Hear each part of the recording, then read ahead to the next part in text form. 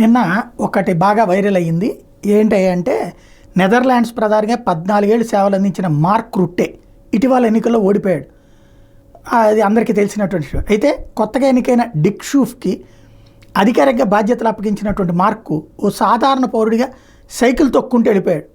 ఈ వీడియోని ఐపీఎస్ అధికారి సిబి ఆనంద్ షేర్ చేశారు. దాంతో అసలు ఇది ఇండియాలో సాధ్యమా అన్నటువంటి, ఖచ్చితంగా సాధ్యం. ఎవరితోనో తెలుసా? అటల్ బిహారీ వాజ్పేయిని చూడండి. తను వెళ్ళే రోజున ఏం పట్టుకుపోలా, సూట్ కేసులు పట్టుకుని వెళ్ళిపోయారు అంతే.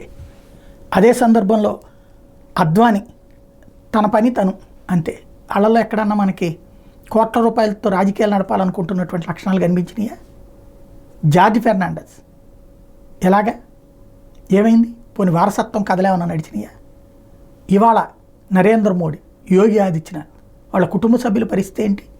పోనీ ఎవరికైనా డబ్బులు పెంచుతున్నారా? ఏమైనా చేస్తున్నారా? కాబట్టి మన దేశంలో కూడా ఉన్నారు.